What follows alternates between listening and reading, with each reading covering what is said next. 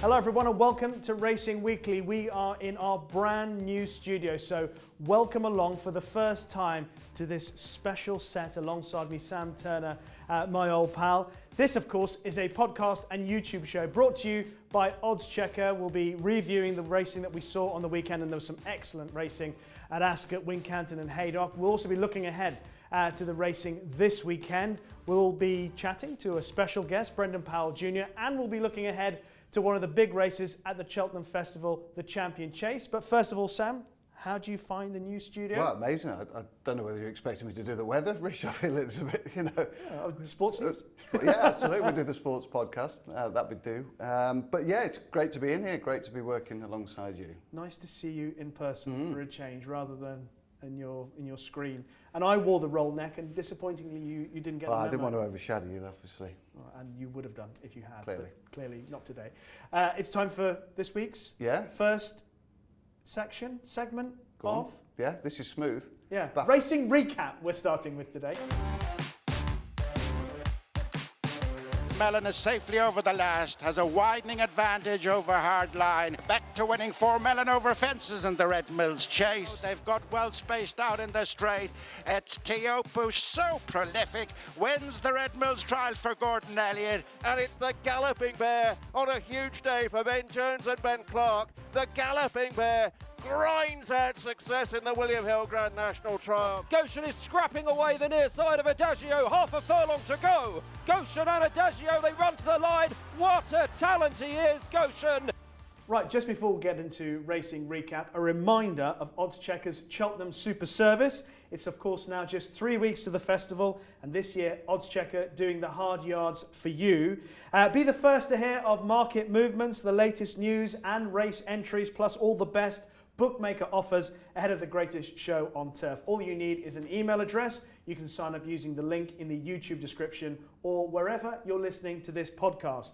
We're going to start our racing recap by looking back on Saturday at Ascot first of all, and Fakir Dudeuri's performance in the Ascot Chase. And I guess, Sam, the real question about this performance is, does it strike a dagger into the heart of British hopes at the Cheltenham Festival, ignoring the merits of Fakir's performance in the big race? I guess so, but I just think that he operated better on that ground than a lot of the home-based horses on Saturday, really. I mean, the likes of Mr. Fisher, I thought ran perfectly creditably, but just was punch-drunk on the ground, whereas Fakir Dudeuri, French-bred, he just operates so well on deep ground that he could, sort of manoeuvre himself through the race, travel nicely, and I thought it was an unbelievable effort from Two for Gold, having run at Lingfield in a bog, basically, and then to turn up, a number of weeks later and put his heart on his sleeve again and get carried out in his shield like he did. I thought it was an exceptional run for him. But Fakir Dudeuri obviously paying a handsome compliment to Allaho.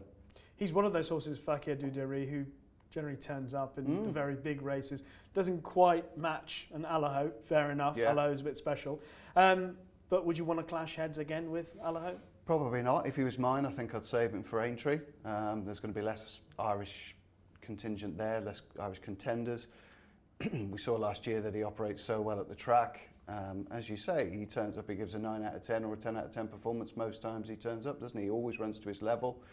But that level, unfortunately, is 10 or 12 lengths behind Allaho, who's obviously an exceptional beast, and it's going to be very difficult to lower his colours. You're going to need quite a significant drop-off in performance level from Allaho for Fakir Dudeuri to take advantage. All right, so if we're saying that Fakir Dudeuri, in your opinion, and I think a few others might say, what's the point in taking on Allaho, might skip Cheltenham, could go straight to Aintree. What about another horse that won at Wincanton in the Kingwell Hurdle, Goshen? He's not going to Cheltenham. By all accounts, he's not going to Cheltenham.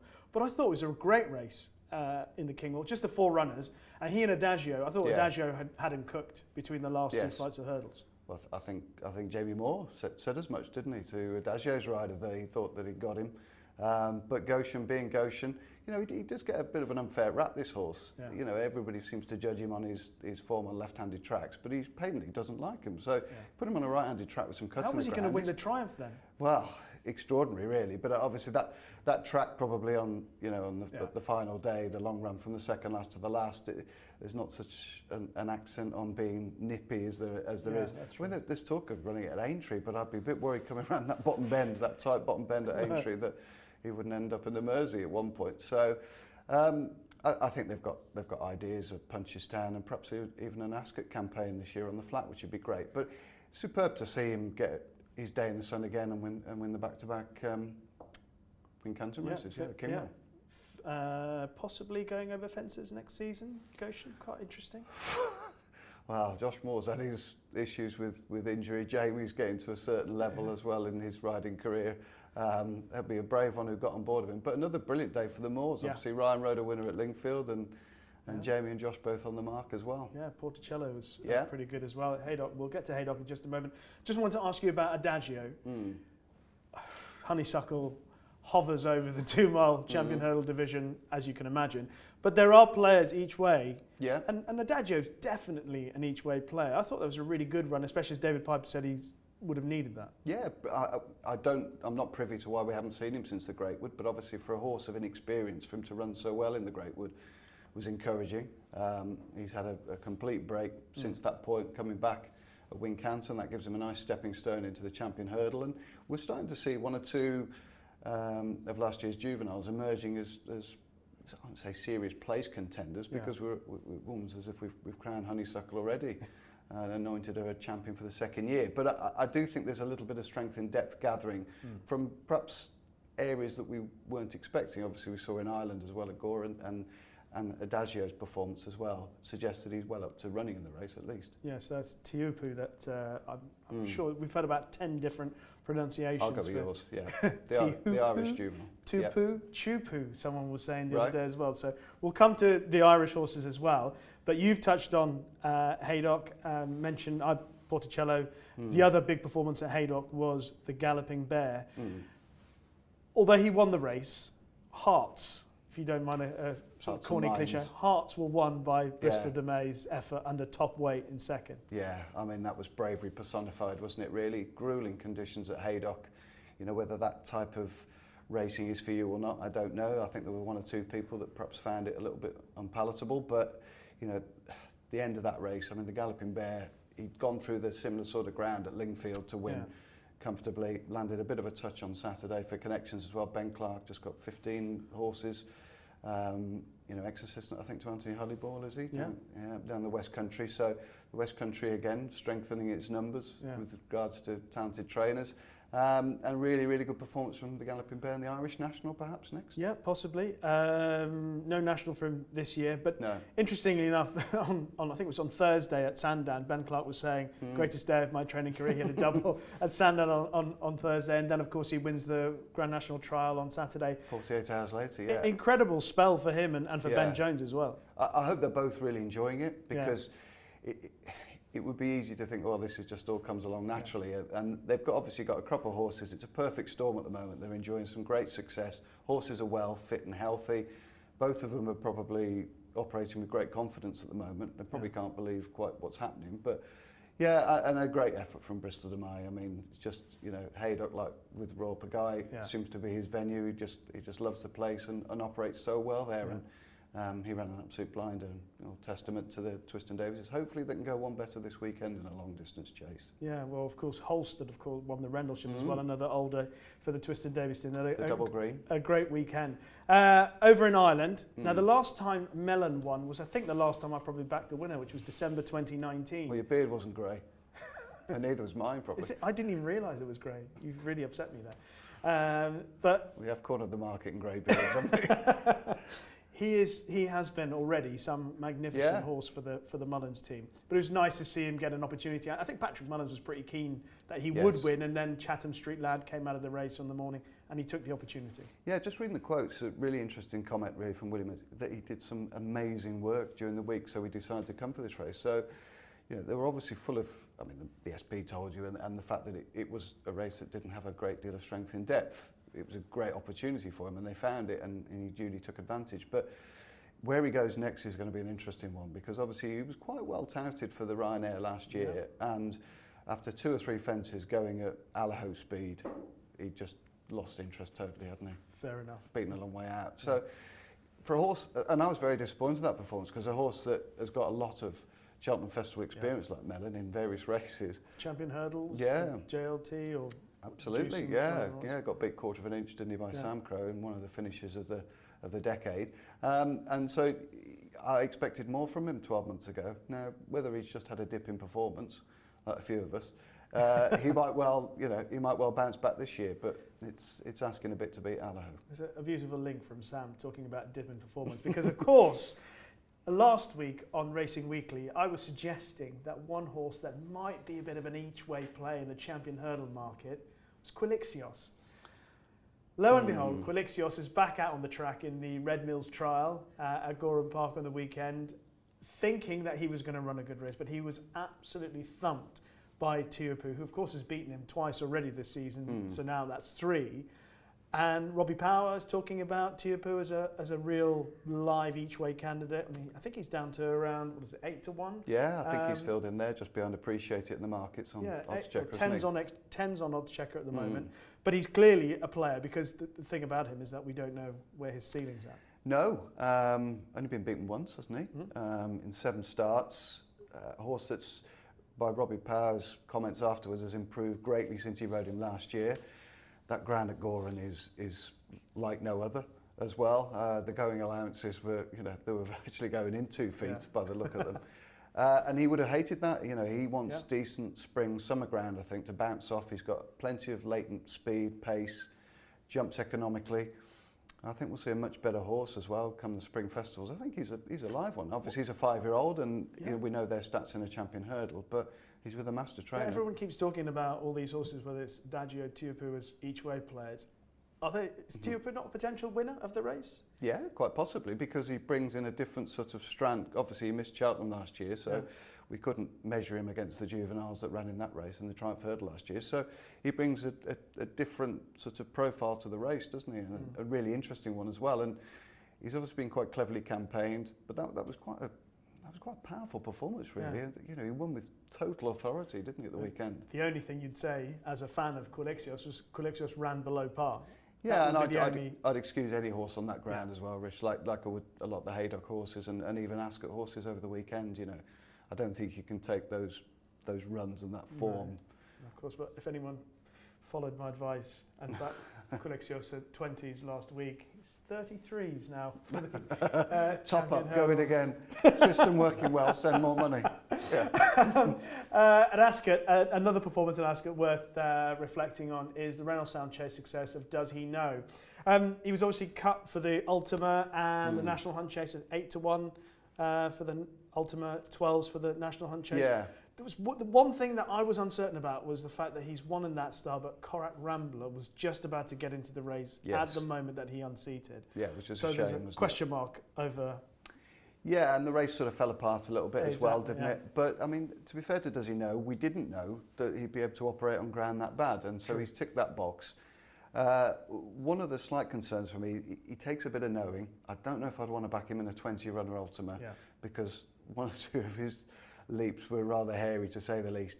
I think he's got a great partner in David Bass, a horseman that really decides for his mount what's going to happen here. We're going to really see a stride and we're going to commit 100%. And I think that is good for Does He Know, because I think if you had somebody who was perhaps a little less committed and let him fiddle and make his own mind up, he might make his mind up for you. Yeah. But it was a tremendously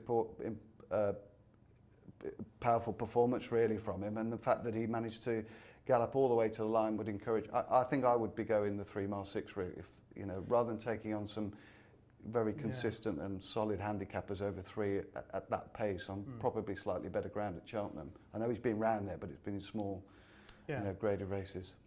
I think he's a bit vulnerable personally because, like I said, I'm just going to question the strength of that. The ultimate margin of success in the Reynolds Down. So not one for me at the moment. That's a brief reflection on some of the good racing that we've seen over the weekend. But here on Racing Weekly, we love the moment where we can introduce a special guest to you. And this week, we're going to be talking to a young man enjoying his best season ever in the saddle. He's had 52 wins. He's won a couple of Grade 2 races on a horse called Eldorado Allen, including the Denman Chase and the Haldon Gold Cup, and he won on Lost in Translation in the 1965 Chase at Ascot. It's our pleasure to have Brendan Powell Jr.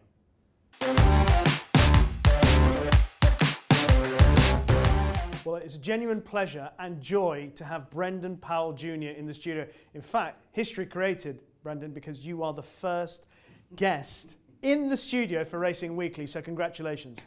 Thank you. Have you been? Good season. Good, yeah, very good season, Rishi. It's great riding for the yards that are on form, and yes, it's great to be riding good horses. 52 winners so far. You had a winner yesterday with Amarillo Sky at Newbury.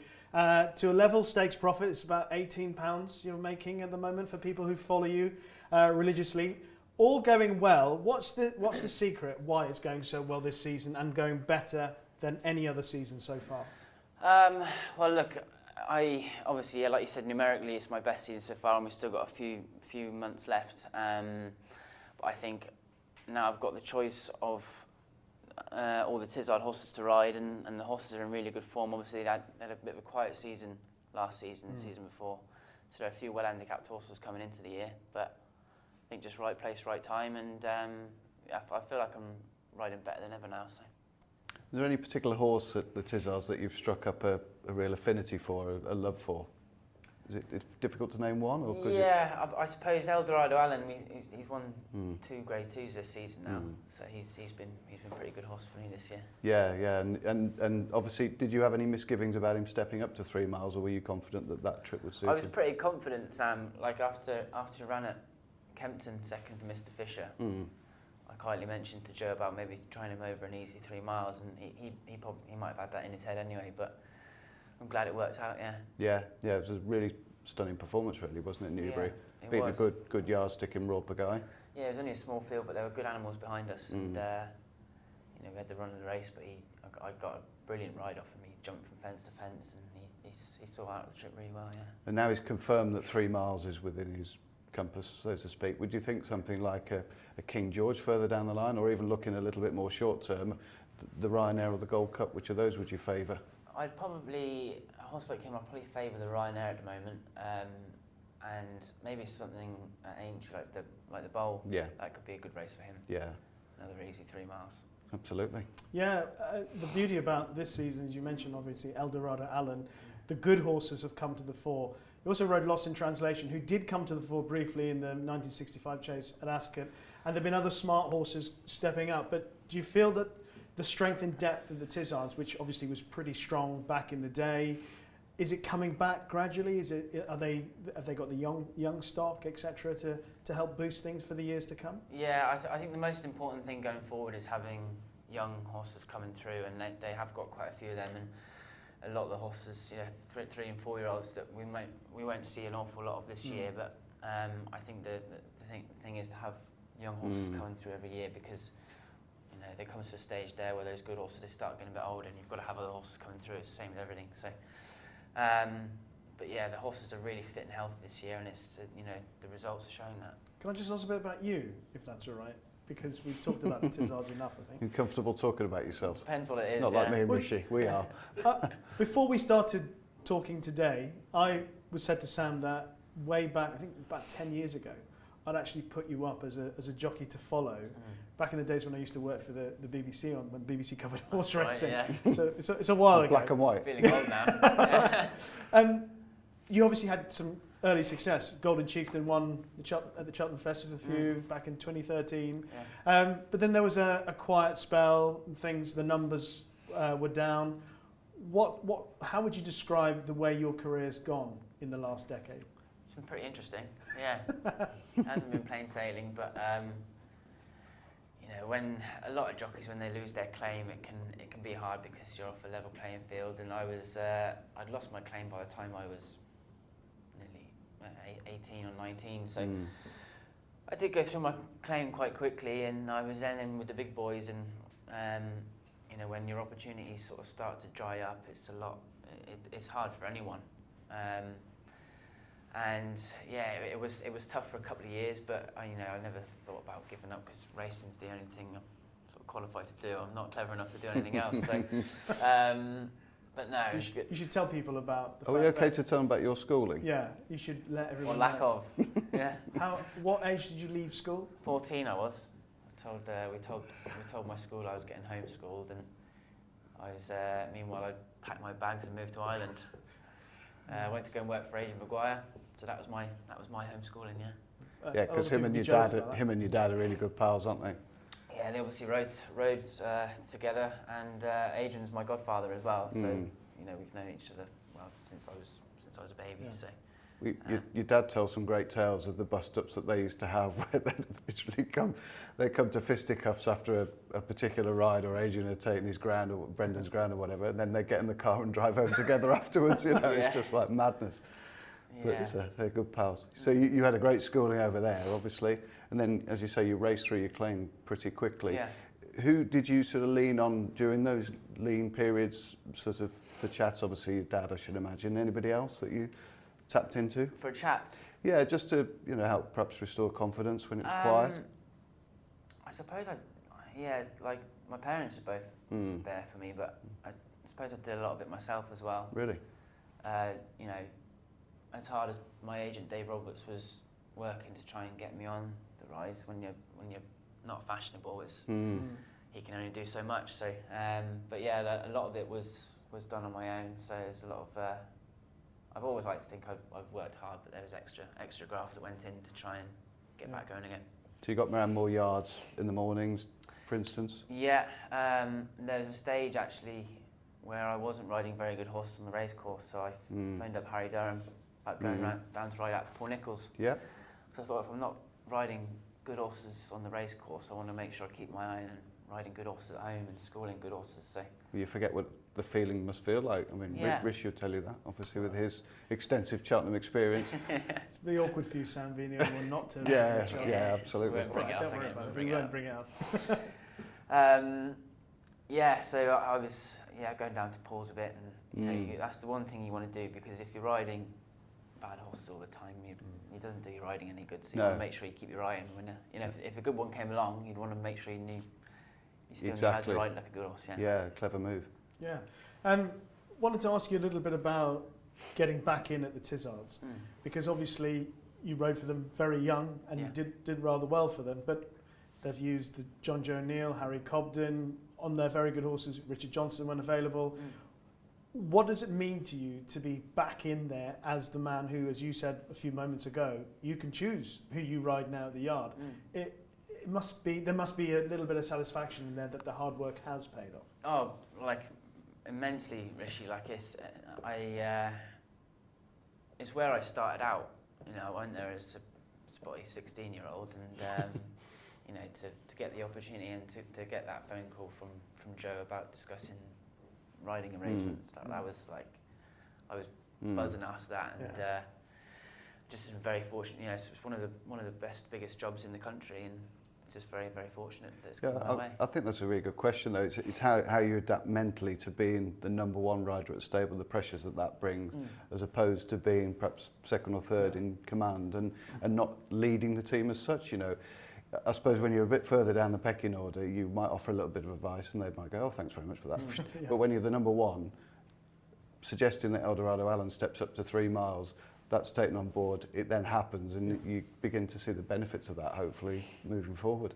Yeah, and I think, you know, that there are pressures that come with it, but at the same time, pressure's only really what you put on yourself, and as long as you just go out and try to do your best on every horse. But I think as well, I think for a yard point of view, it's good to have a stable jockey, because you get consistent continuity, feedback.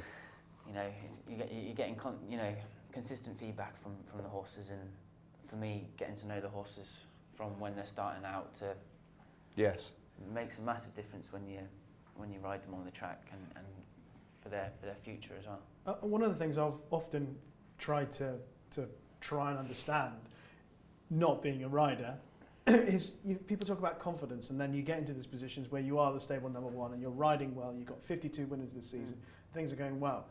What are you doing better in the saddle? Like, you know, specifically, are you seeing a stride easier? Are you able to judge pace better? Are you able to understand the tactics of a race easier? You know, so for people at home like us who don't know about race riding, what is it that you're actually doing better now that you didn't do before? That's quite a good question, Rishi, and I don't really know the answer to it, to be honest. I think you know, riding the faster and better horses makes a massive difference. I don't feel my riding has changed much even since when I wasn't riding many winners. I just think I probably am riding with a bit more confidence, but in race I'm probably not trying to force things to happen as much. But you never really have you? You've always been sort of almost like the Charlie Deutsch type character, you know, that side of rider, patience, quieter, last resort to stick perhaps. Yeah, I think, you know, back along when things weren't going so great, you'd be riding in races and you'd be trying to force things, but it doesn't make it any better. You can only do what the horse can. So I think what it boils down to is just riding better horses. Yeah. A couple of questions that we need to ask you about. One here is from Adam O'Connor on Twitter, who got in touch with us, said, if jockeys could only ride one meeting or festival per year, where would Brendan choose? And if choosing a festival, is there a specific race at that festival that you would look forward to? It's going to sound really boring, but it's going to be Cheltenham Festival. Of course. Yeah. And what would be the race that you'd look forward to most? Would it be the Champion Hurdle, the Champion Chase, the Gold Cup? I mean, everyone wants to win the Gold Cup, but I'd love to win the Champion Chase. Is it just the thrill of riding? Just the speed, fast 2-mile chases. Yeah, that's what I enjoy. Fast horses. Yeah. Another interesting topic that has come up today in the Racing Post. Henrietta Knight's talking about trainers and where the best trainers are, and the fact that in Ireland she feels they're better trainers than in Britain. Now, your dad is with Joseph O'Brien in Ireland. You've talked about spending time over there with Adrian Maguire. Obviously, you know about how well Gordon Elliott, Willie Mullins do. Do you believe that trainers are better in Ireland than in Britain? I think it'd be a little unfair to say. I mean, there's a lot of good trainers in England as well, but I think we haven't got quite the calibre of horses as the Irish have at the moment. You know, a lot of the Irish point-to-pointers were being sold to England and horses coming from France, but a lot of the Irish pointers are staying in Ireland now. And you know, the likes of Willie and Gordon, they have a lot of good people working for them that are spotting these horses out in France. You know, a long time before any English people do. So I think that's what it boils down to. But hopefully it'll do a full circle. Cyclical. Again, Yeah, because it's a really interesting debate, though, isn't it? And it. I mean, a lot of respect for Henrietta Knight, obviously, but you just wonder whether there is a little bit of a recency bias to this. You know, it's the last 3 or 4 years that the sands have started to shift a little bit. But if you go back 5, 6, 7 years, you know, watching the Presbyterian Cup and Phil Tufnell and the other fellow who used to do it from Ireland, whose name escapes me, you know, they were forever, the Irish were getting beaten, weren't they? You know, it was 16-12 or 17-11, whatever it would be. But it's only in the last couple of years, really, that it's really turned round. Yeah, it's a really strange one. Obviously, Henrietta Knight. Yeah. She's trained best mate, Nedredon Bleu, etc. You can't say that she wasn't a top trainer. No. Paul Nicholls, I think at the very top level, you know, Paul Nicholls and Nicky Henderson, etc. They've had enough Cheltenham Festival winners. You know, when Corto and Denman, Mastermind, etc. winning all those big races, wasn't just because Paul Nicholls was a better trainer than Willie Mullins and Gordon Elliott, etc. The horses are huge. It's a massive factor. You can't win the league with bad players, can you? And it's very difficult to go and, you know, win Cheltenham races without the cream of the crop, you know. And you can't tell me, as you say, the Hendersons, Nicholls of this world. And for me, it's more that I don't want to be disparaging, but almost those just below the top echelon. Fergal O'Brien, you know, had over 100 winners, £1 million worth of prize money. But how many like Cheltenham horses has he got?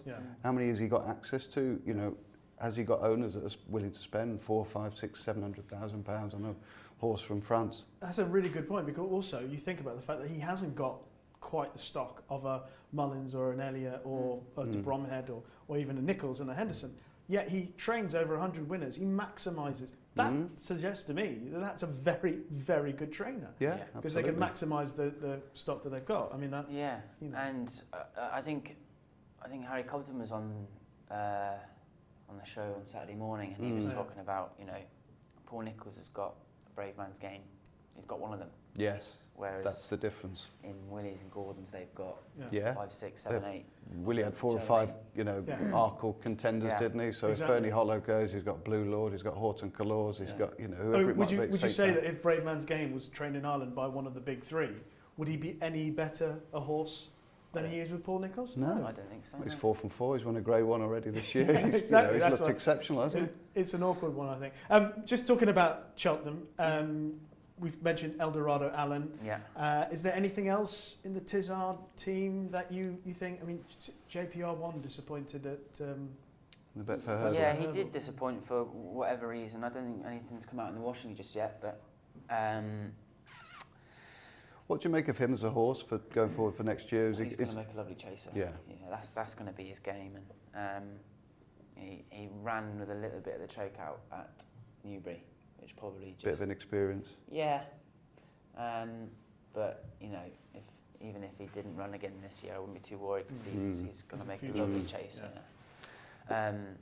I suppose Alexis Denuts, Yeah. he won at Kempton. I don't actually know what race he might go for. He did win quite well. I think it might have been planned for the Grand Annual, Yeah. but he did win quite easy at Kempton, so I might have. It's a race to have had a bit of joy in the messed- Tizards. And you know, Terry Warner's won that race. Yes. Was at Denouille as well. Stephen Clements rode him. So And what about Fiddler on the Roof? Just dissect his performance on Saturday, because he overcame 1 or 2 sort of sticky jumps and really got himself very bravely into the race, didn't he? he did it. He didn't run. He didn't run like his normal self No. on Saturday, Sammy. Was that ground, do you think? Yeah. I come in. I said to Joe, at no point in that race did I think I was going to No. win. And he I normally jumped travels over. for fun, Yeah. doesn't He he? usually jumps and pings his fences. And I just think maybe he handled the softer ground when he was novice hurdler, and his first run at Carlisle this season over fences it was soft, but I think he handled it because he was fresh. But the way he travelled and jumped at Newbury on better ground, I think maybe he's just a better ground horse now. So Okay. Yeah. I Just think looked an effort for him at Ascot, didn't it? everything was an effort. He made a couple of bad errors and he just didn't jump or travel with any fluency. And we've done quite well to get ourselves back into a winning Absolutely, position. yeah. Well, at the last, it looked as if you might Yeah. have the race in the bag. Yeah, but I think he had to work that bit extra. And he had a lot of weight as well. Career high mark and handicap. And the winner actually went from the 3rd last to the line quicker than Fakir Dudari. Oh, really? So that was Thought probably so. why you got picked off late by him. Yeah. Yeah. Well, the Fiddler on the Roof is heading to the Grand National. That news has come out today. Yeah. He was actually entered, he wasn't going to take up the entry, at Kempton on the weekend in the Coral Trophy. The big breakaways in that.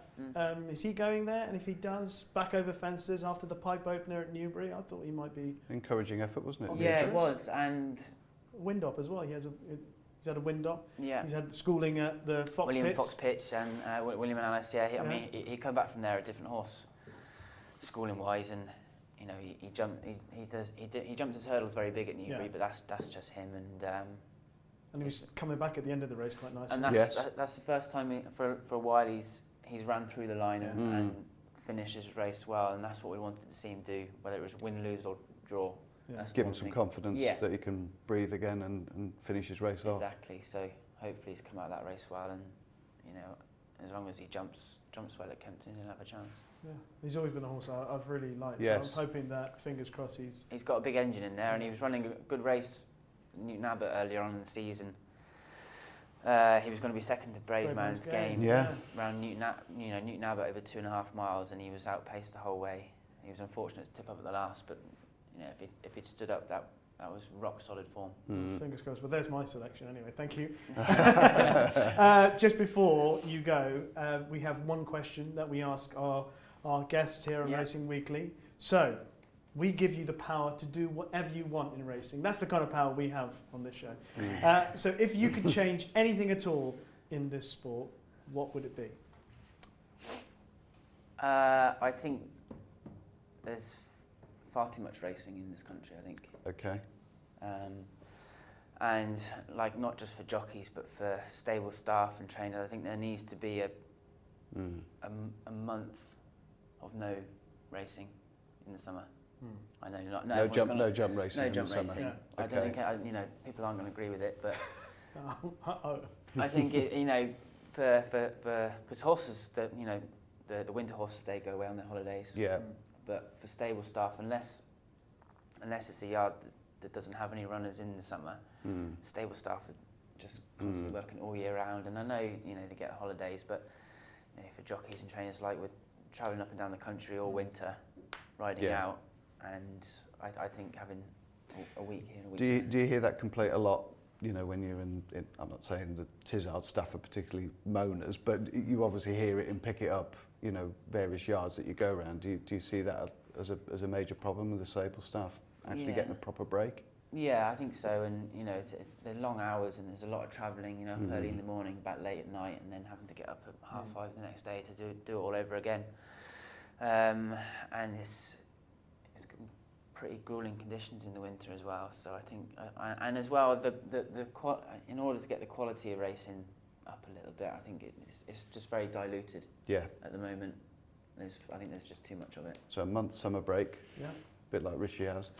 Yeah. Off down to the south of France playing a bit of golf. Yeah, that'd be perfect. Life. Easy game, innit? That would be the dream. But that would also be the dream, in all honesty. I'm with you. I mean, you're in good company, because we're all agreed with you. We've said it many times before. Less racing hopefully would mean more prize money and better welfare for all the people involved. Exactly, yeah. And I think, like you said, with the prize money needs sorting out. But I think when you've got so much racing and it's so diluted, it's been spread out over a lot of racing, isn't there? So yeah. I think there's a few things that we could all work on, but I think there's just a bit too much racing. Well, there's not enough Brendan Powells to go around. There are 2 at the moment. Well, there's only 2 Brendan Powells. That's enough. That's enough there.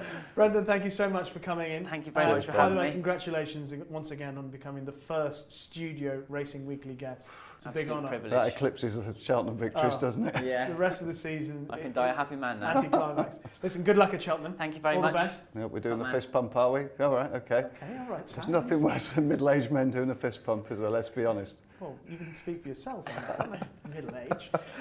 Brendan and I are nowhere near that. Thank you very much to Brendan Powell Jr. for being our first studio guest here on Racing Weekly, and we wish him the very best for the season ahead, especially at the Cheltenham Festival.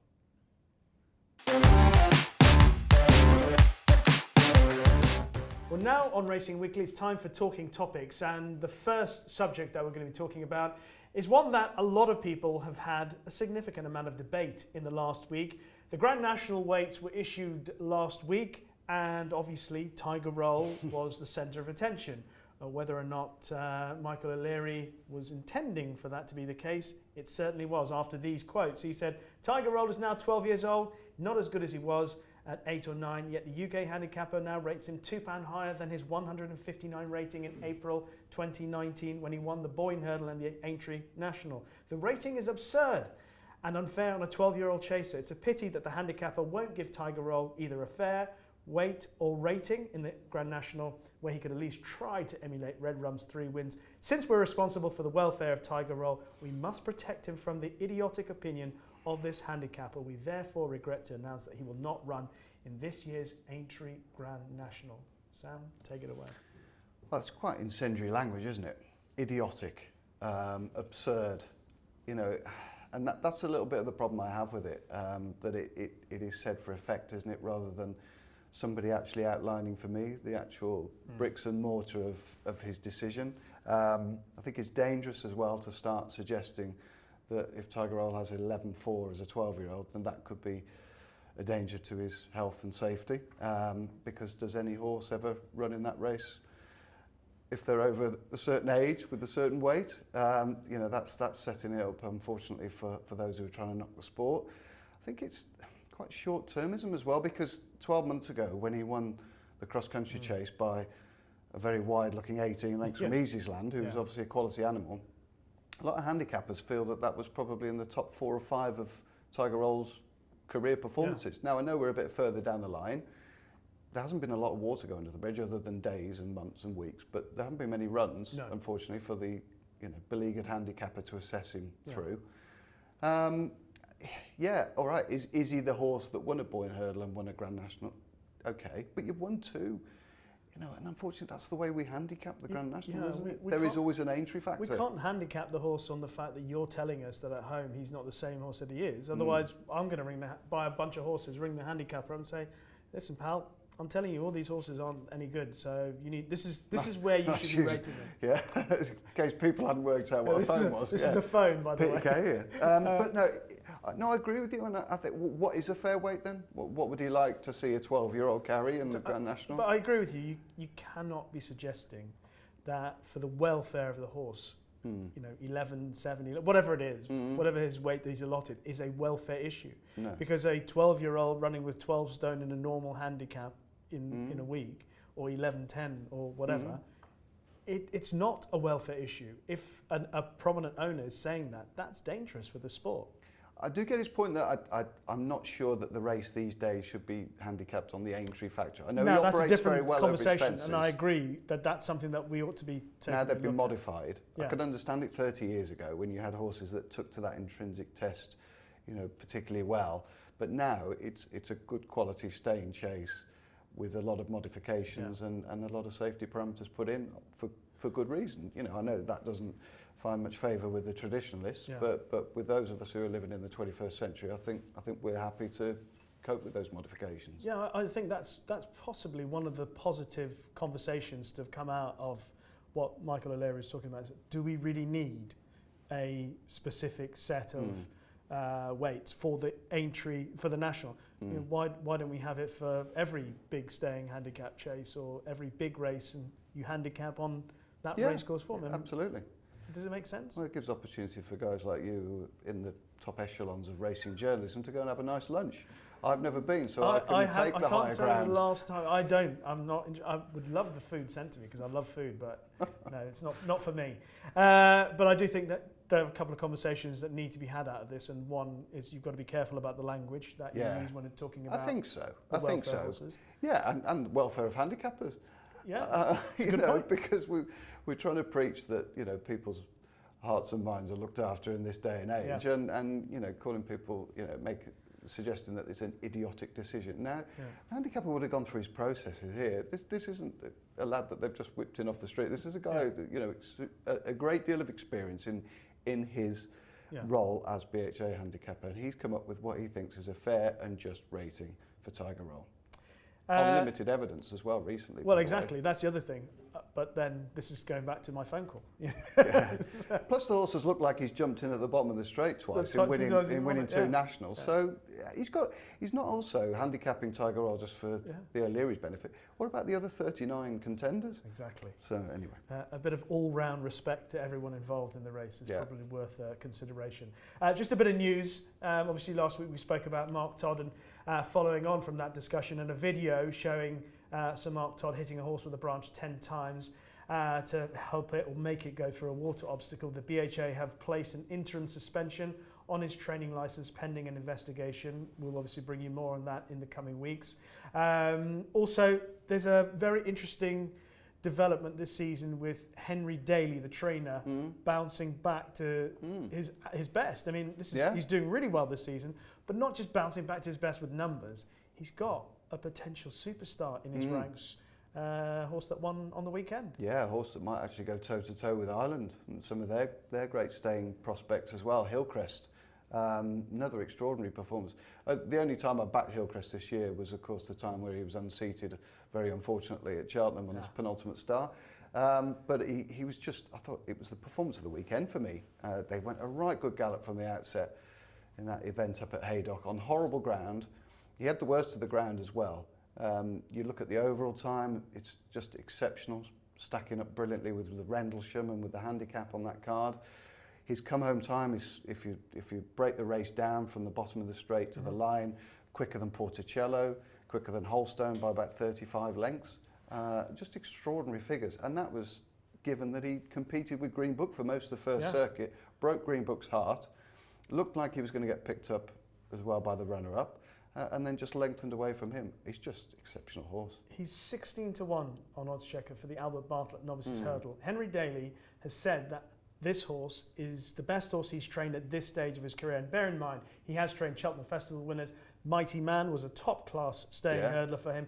Berejin was a Grade 1 winner over hurdles and a very good horse over fences. So he knows what a good horse is. Yeah. This horse looks, if you've seen him in the flesh, he's a magnificent-looking horse. Clearly there's some strengthening up in time, he's going to be even better. But what he's doing already is really significant. Yeah, he's a beast, isn't he? 16-1 is generous. Yeah. I think if it was mine, I think I'd run him in the Albert Bartlett. It stays 3 miles well. That long run You know, down to the last, I think will suit him ideally in the Albert Bartlett as well, from 2 out to 1 out. I think there's a couple of horses that I've seen in that field. Obviously, Gordon Elliott's got the favourite, Minella Crooner, not Kakuna. Crooner. And I think Minella Kakuna is fifth in the market. I don't know whether he'll drop down or not, but yeah, Minella Crooner, who was a little bit unlucky at the DRF, missed 2 out, finished very strongly behind Minella Kakuna, who was well ridden from the front, and Danny Mullins. So I think he's a huge player, but I think Hillcrest, he's just a beast. And if that Haydock race hasn't taken too much out of him, and apparently Henry Daly says that he only blew for 5 or 6 minutes after the race, which is a very good sign for him, I think he's just going to just devour Cheltenham and the hill. And he's just a beast, isn't he? He's a very imposing horse. He looks like he's going to be even better when he fills his frame, but he's still already, as you say, doing great things. My apologies, he's 6 to 1 for the Albert Bartlett, not 16 to 1. There was 16 for the Ballymore, is he? Something like that. I think he's in the Ballymore betting as well, isn't he? I think, but I'm agreeing with you. The Albert Bartlett's the race for him. The way he moves through, the way he went through that race, exactly. So good to hear that the times that you said have backed it up, because he travelled nicely. But I wouldn't have expected a horse to finish the race like he did, the way he went through it. So love him. To go 10 or 12 lengths quicker than Porticello, who's a really, really good operator on that ground, and you know, probably the Moor's best juvenile on soft ground. Having run a mile less, of course, than Hillcrest. He's an outstanding pro. 16 to 1 for the Ballymore, apologies, and around 6 to 1 for the Albert Bartlett. But he's a very exciting horse, and Henry Daly had an excellent Saturday. 3 winners. Fortescue as well. Be lovely if he could sneak in the national off bottom weight. Give a massive day out for Hugh Nugent, who rides him for his grandfather, who bred him. You know, we often see those colours carried around the likes of Hereford, Ludlow and that, but obviously an Ascot winner was, you know, picked off Brendan on Fiddler on the Roof. Looks very good form. Come home figure was very good in comparison to Fakir Duderie as well, so there a lot of positives there for them. All right, well, a couple of names to bear in mind, but that has been this week's Talking Topics.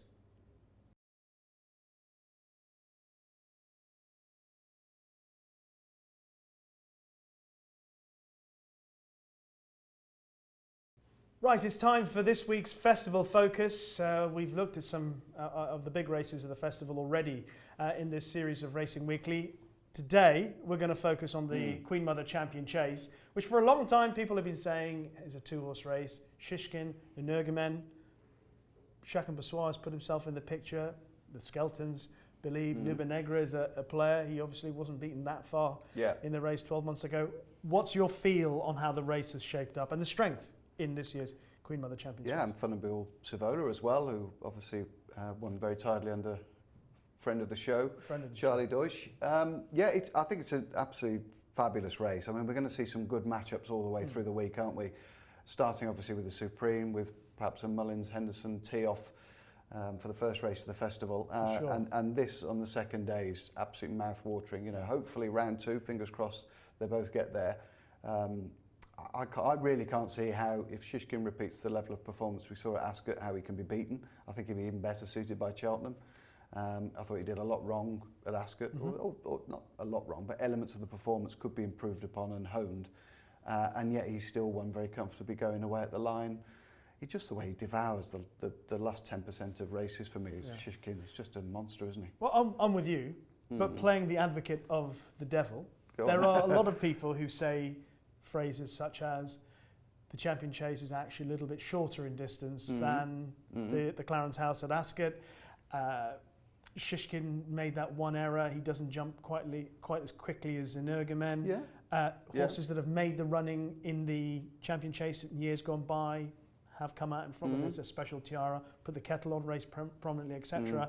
So a lot of it points to Energumene. No, I get that, and I think with the Champion Chase as well, they go so flat out for 2 miles that, you know, if you miss 4 out or 3 out when the pace is really picking up, that can be a race-ending manoeuvre, can't it? You do very well to come back from a mistake at those pivotal fences. So there is always that hope for Energumene. And we've got Chacun Pour Soi. I mean, he's hardly Alan Wicker, is he? He doesn't travel great, this lad, but he is going to be trained a little bit differently coming into this year's festival, I think. You know, they're going to leave him a gallop short. so that he's a little bit undercooked. You know, rather than getting there worrying and stressing and losing that condition, I think Willie Mullins is going to try and leave that condition on him so that he can just go through the race with a little bit more power and strength. Who's Paul Tannen going to ride? Good shout. Oh, it's got to be Energumene, surely. Really? Yeah. He thinks, Mullins has been saying all along that Chacun Pour Soi is an absolute machine and one of the most talented horses he's ever had. Obviously, bear in mind, of course, Willie Mullins has never won the Champion Chase, but he's got 2 fantastic horses this year. Yeah. And Paul Tannen also has the opinion about Chacun Pour Soi.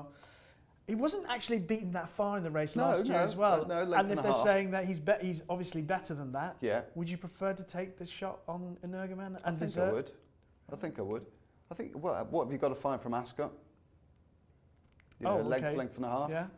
You know, and such a small percentage, isn't it? But I think I would take a chance with Energumene. But you think Shishkin's going to beat Energumene? Yeah.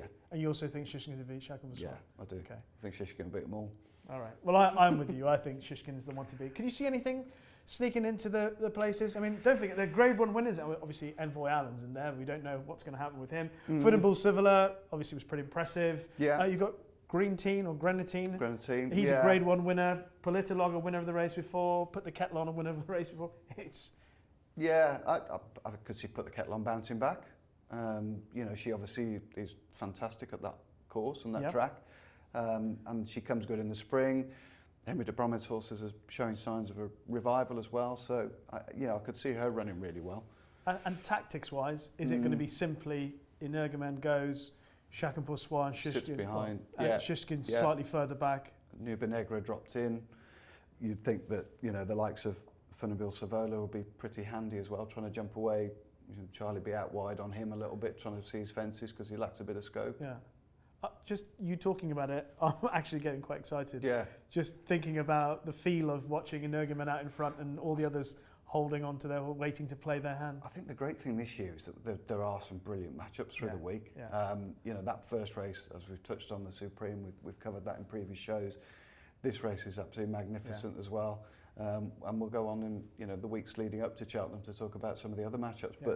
But this race is absolutely mouth-watering, isn't it? And boringly, we're sticking with the 4-5 oddschecker Shishkin at the moment. Although there's a little bit of my heart that I would love to see a big run from Chacun because I think I get that. I know, I was lucky enough just to be right down by the finishing post at Leopardstown to see him go over the line in the DRF, and you know, he powered to victory there. It was a race that cut up a little bit, obviously with Grenadine not running particularly well. But I think he's going to have to improve again, I think. I know he's a bit of a Rolls Royce of a horse, but this is Cheltenham, not Leopardstown. I think I've said it to you before, he had a couple of years off. He's not been the easiest horse to keep right. It's just, there's a part of me that would love to see him have that one big day. No, he's had big days, but at the festival where he could be held. What do the viewers think? Let us know. Yeah, let us know what you think about. Shishkin a walkover or not? Which is the best of the Mullins contenders? If you were Paul Tannen, who would you ride in the Champion Chase, Energumene or Chacun Pour Soi? We have a question from Nick Harrington asking about the handicaps. He says, with the Irish dominating the handicaps last year at the festival, it seems this year the British handicapper has given many of the UK novice hurdlers lenient marks. Several progressive novices in the 130s. Might there be a changing of the handicap guard come March? My first instinct is no. It's a really good question, actually, Nick.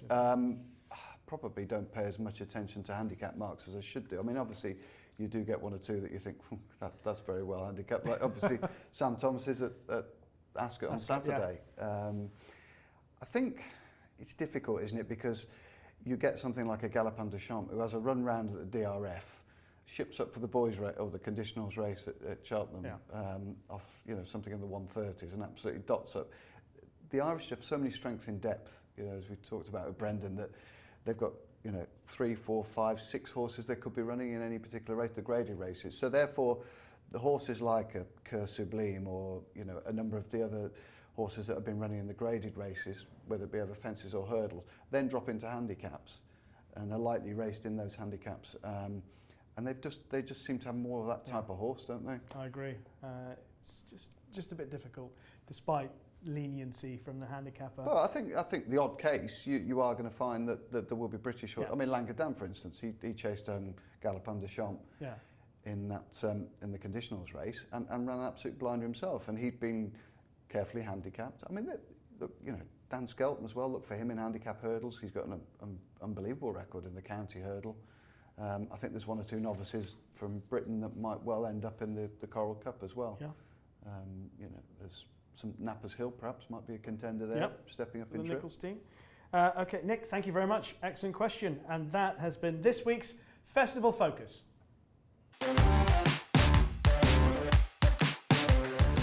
Right, now on Racing Weekly, we're going to have a brief look ahead to what's coming up this weekend in the world of racing in Britain. Is there anything that you would particularly like to start with, Sam? I think it's a good card at Kempton, isn't it? Which is usually pretty informative. We get the Adonis. Last Chance Saloon, they used to call this meeting. Yeah, it is.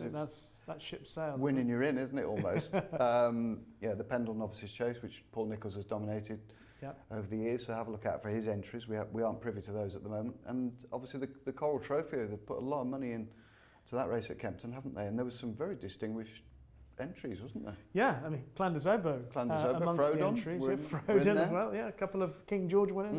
So I was, though, assuming that those two don't take their chance. We're not entirely certain yet because it's still early in the week. But I was encouraged by what Brendan Powell had to say about the big breakaway. Yeah.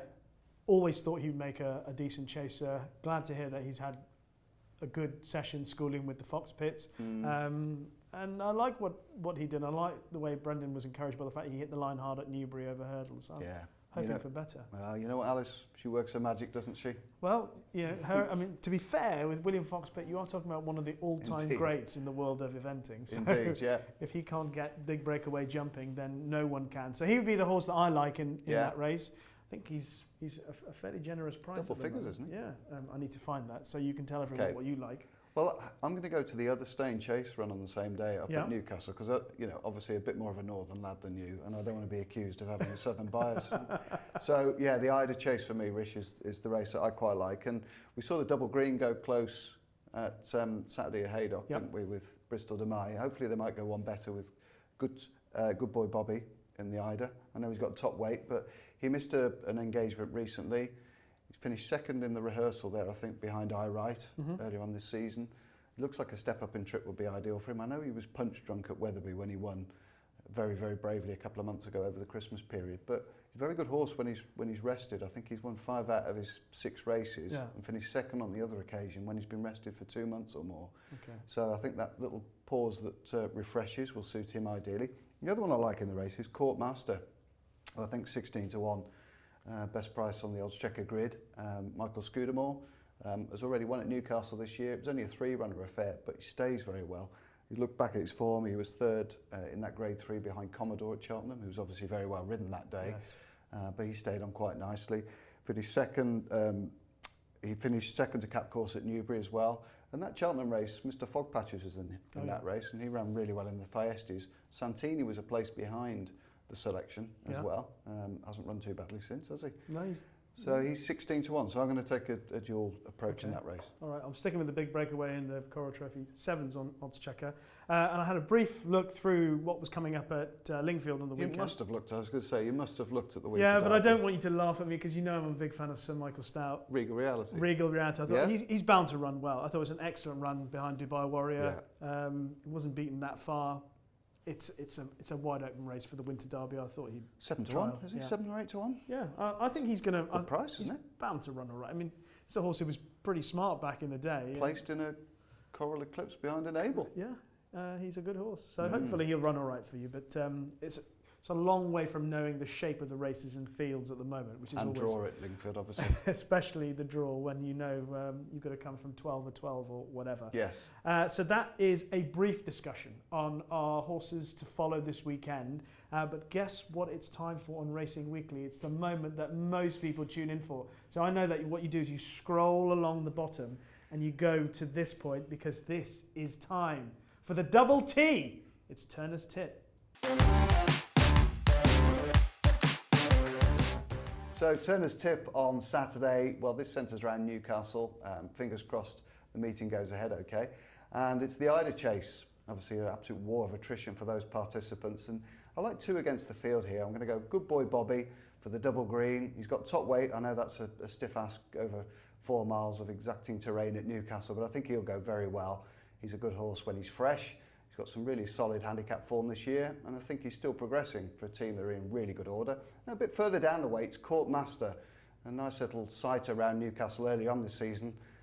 Only beat a couple of rivals, but jumped beautifully. And I think he's got a little bit more to come from his handicap mark at the moment. So I'm going to have a go for a split stakes approach. Try and take 2 against the field. Good Boy Bobby and Court Master for the Ida on Saturday. Well, that's it for this week's edition of Racing Weekly, brought to you by Oddschecker. My thanks, of course, to Brendan Powell Jr. And, of course, we're not too old for one of these. Sam Turner, as always, informative and entertaining alongside me. I've written that, haven't I? That's good. Yeah, scrapped it out. Okay. Just informative. Tune in next week, of course, when we'll be joined by another guest from the world of racing. We'll also be looking ahead to the Moor Battle Hurdle at Kelso. Of course, last year the Shunter won it, and then he went on to win the Cheltenham Festival. He won that £100,000 bonus in the process. Don't forget, we are here every Monday in the lead up to the Cheltenham Festival. And if you like what you've heard or seen, then please leave a review on Apple Podcasts or in the comment section on YouTube. We would certainly appreciate it. From Sam, myself, and the Oddschecker team, thank you very much for tuning in, and we look forward to seeing you again next week.